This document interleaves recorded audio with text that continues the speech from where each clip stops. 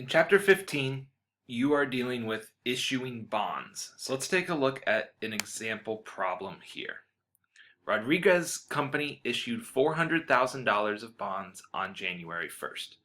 We need to prepare the journal entry to record the issuance of the bonds at 100, at 103, and then at 98.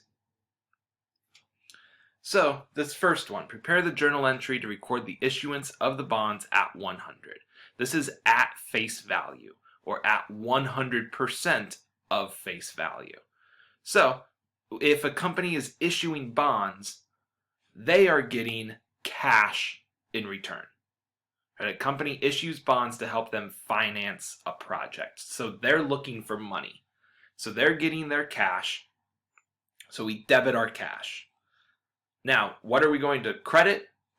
There's an account called bonds payable. It's a liability account that shows how much we owe in bonds. So, since this is being issued at face value, the face value of these bonds is $400,000. So we will debit cash for $400,000 and credit bonds payable for $400,000. Now, let's prepare the journal entry to record the issuance of the bonds at 103.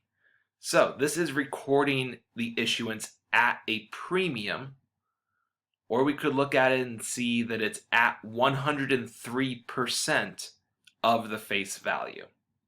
So let's look at just the accounts real quick. We're still getting cash, right? We're still issuing bonds, so we're still getting cash. So we want to debit our cash.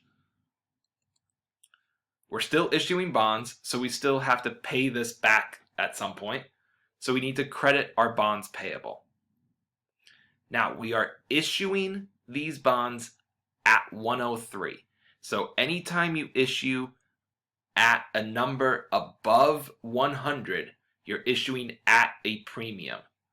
So we need to credit premium on bonds payable. So let's figure out that number first. So your premium on bonds payable is your face value of the bond, and then in this case, times 0.03. Because we are 3 above 100, right? If this was at 107, we would be multiplying it by 0.07 to find our premium. But here it's at 103, so we take our face value of the bond times 0.03. The face value, we said earlier, was just at 400,000. So we take 400,000 times 0.03, and you'll find that the premium on your bonds payable is 12,000. So let's put that in our journal entry. The next number defined is bonds payable. Bonds payable is always going to be the face value of the bond, whether you're issuing it at face value, at a premium, or at a discount like we'll see in the next example. Your bonds payable number is always just face value.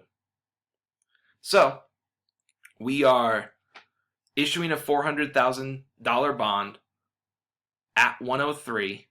So there's that $12,000 premium, which means our cash is $412,000. Now, you could just add up your two credits and get that 412.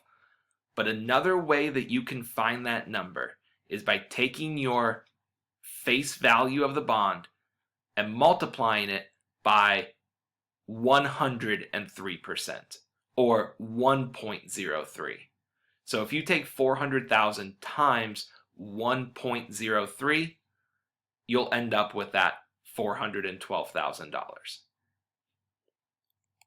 Now, we are recording the issuance of bonds at 98. So, since we are below 100, we're issuing it at a discount. So there's just a few changes compared to issuing at a discount versus at a premium. So, we're still getting cash, right? We are still issuing these bonds so that way we can get some money. So we need to debit our cash. And we still have to pay it back. So we still need to credit our bonds payable. But this is where it changes a bit. Since we are below 100, we are at 98, we will have to debit discount on bonds payable. So let's figure out that discount on bonds payable number. It's going to be the face value of the bond times 0.02. And again, we get that 0.02 by figuring out how far below 100 we are. So when it's at 100, that's 100%. So when we're issuing these bonds at 98, that's 98%. So 100% minus 98% is 2%. And to show that as a decimal is 0.02. So we'll take the face value of the bond, the 400,000, times our 0.02, and we'll see that the discount on our bonds payable is 8,000. So let's put that up into our journal entry for the debit to discount on bonds payable. For bonds payable, once again, it's just your face value. It's just our 400,000. So there's two different ways that we can find this cash amount. We could just take 400,000 minus 8,000, and that will give us our cash number. We can also take our bonds payable amount, the face value, multiply it by 0.98, and either way, you'll end up debiting your cash $392,000.